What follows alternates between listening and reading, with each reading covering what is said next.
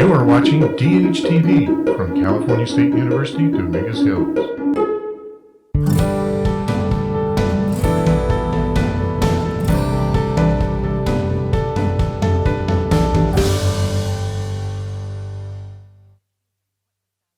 So, let's understand and appreciate what's going on here, what happened to people of color in the Mexican territories that eventually become states in the United States federal system. So what we're going to do here in this segment is try to understand what happened to people of color and take it state by state. So let's start with California and we'll move eastward. Now, in 1849, the California Constitution gave whites full citizenship, and it emphasized whites. Native peoples, mestizos, African descent peoples held no political rights in the state constitution. There was a state Supreme Court in a case that was called Suñol versus Hepburn, that ruled that Christian Indians were not given any constitutional rights. In fact, blood quantum was used to determine whiteness. Originally, it was half or more Indian blood would determine your non-whiteness, but that's going to be changed to a quarter. And then for Africans, if you were 1/8 or more African, you were non-white, you were mulatto. Curiously enough, in 1870, a court case called Pueblo versus Pablo de la Guerra, an interesting twist occurred in racial classification systems, in the racial classification of Mexicans.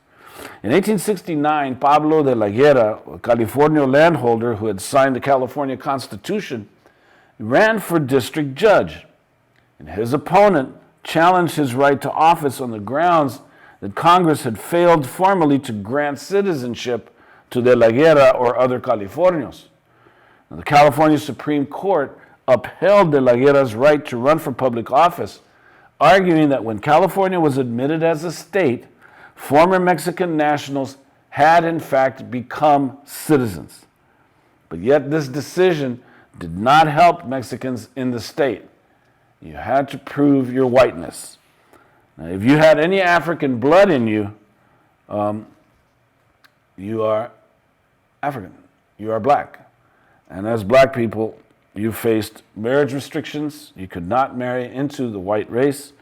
You could not testify against whites in court, and you were limited in your occupations. Meanwhile, non-conquered native peoples faced federal removal policy. Genocide occurred between 1850 to 1855. To white Americans, the period became known as Indian hunting season. You could literally go out and hunt Indians. It is estimated that the native population went from 310,000 to 50,000 in this era. That's California. Let's go and appreciate New Mexico. Now, the territory of New Mexico was created on September 9th, 1850, and it consisted of present-day New Mexico and Arizona and parts of present-day southern Colorado, southern Utah, and southern Nevada. That was New Mexico. In 1863, New Mexico is going to be divided in half, and the western portion will become Arizona territory. Now, New Mexico and Arizona remained territories until 1912. And the reason why they did not become states was because the majority of the inhabitants were Mexican or native. Both people in the United States' view were inassimilable and hence unqualified for citizenship. But at the outset, Mexicans formed a majority in the territorial assembly in New Mexico, with some Hispanic landholders holding positions of power. And one prominent member of the community was this particular man named Father Antonio Jose Martinez. And with the transformation of power to the United States, the Catholic Church in Mexico eventually had to relinquish ecclesiastical control to the American faith-based community headquartered in Boston. Father Martinez is going to have to deal with the racism that came west inside the Catholic Church. Yet he is noted for defending the citizenship rights of indigenous and Mexican people in the territory. In a most famous case of 1869, the United States versus Lucero, Pueblos are going to be given full citizenship status based on the Treaty of Guadalupe Hidalgo. And this was because of Father Antonio José Martinez's advocacy. Yet the Supreme Court made a note that Pueblos were not Mexican. Now, in a curious twist, the first Mexican governor of the territory, Miguel A. Ortero, in order to preserve the power of the rich Mexican group, the elite, the Hispanic elite, against the onslaught of Southern racism that was moving west, ensured that New Mexico would not become a slave state by abolishing slavery. And furthermore, people of African descent are not going to be allowed in New Mexico territory, and they could not reside in the area for more than 30 days, again, because of the fear that it would bring in slave interests. And so goes for New Mexico. Now let's move to Arizona. We're going to backtrack to Arizona because Arizona is going to be carved out of New Mexico. And Arizona was carved out by Southern slave interests who insisted on creating a white majority, simply because in New Mexico it was a Mexican majority. The majority of the population in Arizona, though, were native peoples, with Mexicans forming a significant group in the southeast and along the border. Now, because of the extreme aridity and the desert's heat, Arizona attracted few settlers. And with the Gadsden Purchase incorporating the Mexican South, the territorial legislature had to accept the terms of the Gadsden Treaty, which authorized Mexicans as citizens of the United States. Now, the legislature insisted that only white males could be citizens. So any Mexican who was not white is going to be included in the Native American population and subject to removal or enslavement. And so Arizona always questioned, well, which Mexicans qualified for citizenship? That's Arizona. Let's move to Texas. Now, in Texas, in 1836, the Texas Constitution allowed citizenship to all whites and Mexicans who were not black or native. So when the United States took over, all Mexicans in Texas are going to have to prove their residence prior to 1845 to be naturalized. If no proof of residence could be determined, then they were not allowed naturalization. There was curiously, in the state Supreme Court case of McCullen versus Hodge, native peoples in Texas lost all land grants. They had to prove their Mexican citizenship or their missionized status in order to be considered part of U.S. society. Now, the major problem was, of course, that no records of their citizenship nor mission status was archived in the Texas General Land Office when Texas became independent. Now, of all native peoples residing in the state, only two groups are going to be recognized but not given citizenship. And that is the Isleta Pueblo del Sur in El Paso, Texas, and the Alabama Coushatta in East Texas near Houston. Africans under Mexican rule had the opportunity to become free when Mexico abolished slavery in 1832. But the Alamo and the creation of Texas stopped the dream. And after the war, Africans who were free landowners lost title to property in Texas. And any person of African descent was not recognized and had the option of becoming a slave or being deported to Mexico. So in 1840, persons of African heritage could gain protection from deportation if they could prove that they had never been slaves during Mexican and Spanish rule. This was known as the Ashworth Law. Blacks had 10 days from the passage of the law to prove that they had never been slaves, and if not, they were sold into slavery or they were deported to Mexico. Africans are going to be expelled from New Mexico, and this was one of the reasons why Arizona Territory was carved out of New Mexico, was to provide a balance between free and slaveholding interests. Africans would have to wait for the Civil War to gain their freedom in the newly acquired territory known as the Southwest United States. So let's end this segment by appreciating what happened to Californios who were recognized as citizens but ended up losing their class status.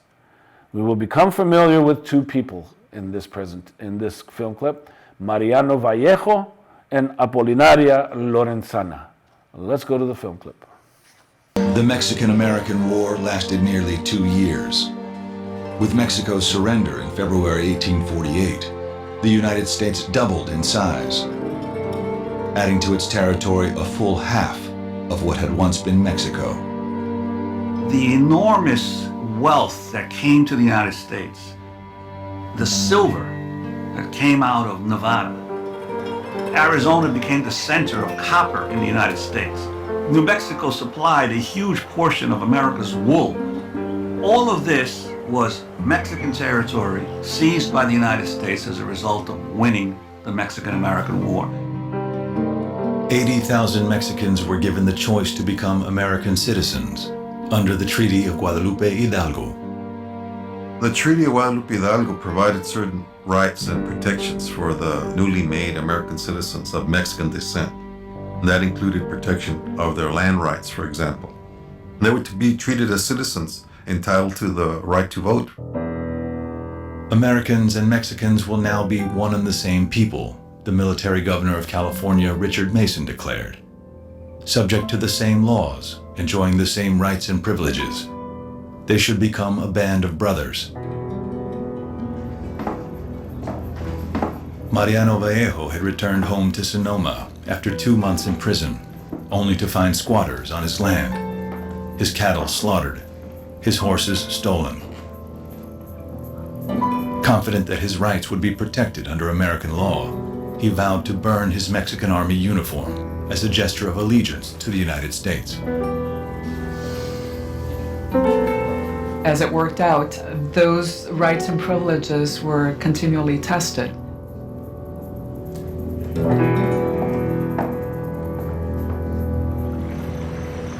In January 1848, a chance discovery at a water channel near Sacramento would challenge Vallejo's confidence in the future. As the gold rush forever transformed California. California, my God, California, the discovery of gold, basically overwhelms the old Mexican families of Northern California. They're overwhelmed almost immediately. The first to profit from the boom were those who lived near Sacramento, mostly Mexicans and Californios. A justice of the peace from Los Angeles, Antonio Coronel, rushed to the goldfields to try his luck. Everyone began to work at daybreak. Soon, after a little digging, we came to the gold deposits, and everyone who was working was happy with the results. As word spread around the world, young men from China to Chile and every corner of the American continent left everything behind and flocked to California. With the Americans came a new hierarchy based on race. What we see being imported into California very powerfully is a sense of, well, the Anglos, this is their destiny. This is one of the expressions of the providential mission to conquer and civilize all America for the Anglo peoples. And they should be given first crack, first opportunity to get this gold. This is a moment in which the Spanish-speaking inhabitants of California find themselves being discriminated against. Antonio Coronel noted how the weaker were dislodged from their diggings by the stronger. One Sunday, notices appeared in several places that anyone who was not an American citizen must abandon the place within 24 hours.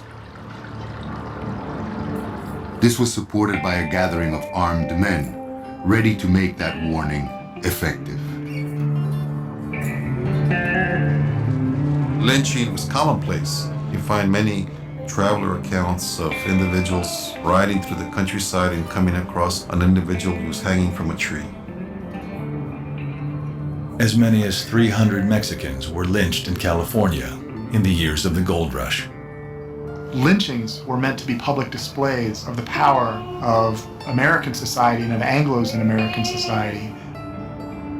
They were intended to send a message to Latinos about their place in American California. Made into postcards and sold as souvenirs, lynchings were the most grotesque, but not the only demonstration of racial violence in the American Southwest.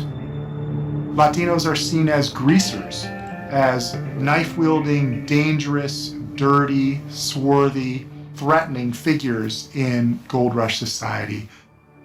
On the other hand, there are stereotypes about Californios, about Vallejo and others, who are seen as baronial estate holders, feudal lords of the Middle Ages who've landed in this 19th century, but who are really products of another time.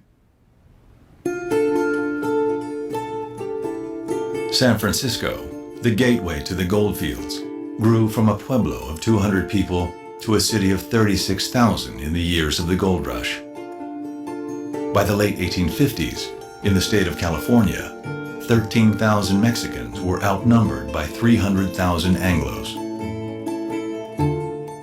And as the gold ran out, prospectors began to squat on land owned by ranchero families. They were challenging the land grants. And the Spanish-Mexican land grants were very easy to challenge because the boundaries were so vague, undefined in many cases.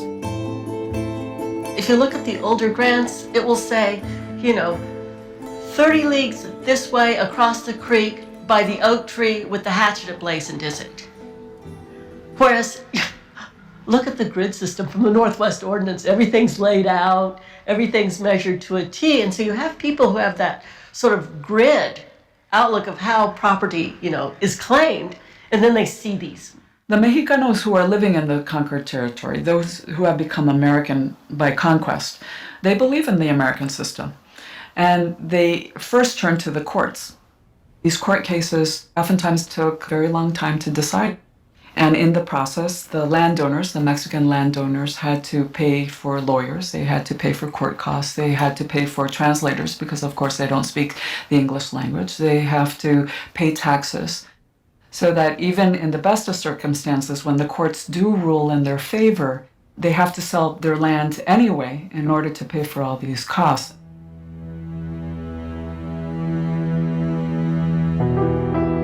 Mariano Vallejo doesn't know what to do. He has to deal with squatters. He complains about squatters. So what does the new California state legislature do? They pass a law protecting the squatters. So much for the Treaty of Guadalupe Hidalgo,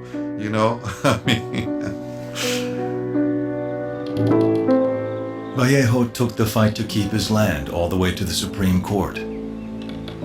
But in 1864, to pay his court costs, Vallejo was forced to sell the last of his 65,000 acres at Rancho Petaluma to a San Francisco banker. Mexican Americans were seen as a conquered people. Even the elites could not stand in any position of authority over the Anglo newcomers. The language now spoken in this country, the laws that govern us, the faces we encounter, are those of the masters of the land, antagonistic to our interests and our rights. But what does that matter to the conqueror? He wishes his own well-being, not ours.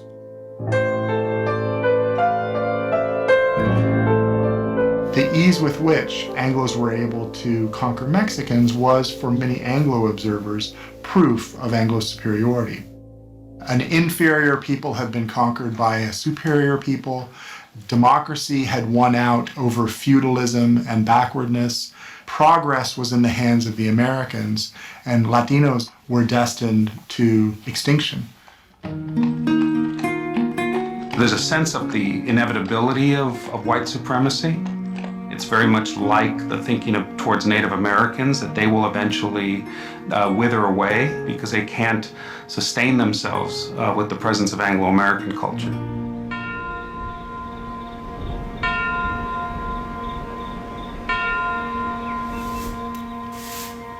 San Diego estaba muy pobre, porque no había quien sembrase ni hiciese nada.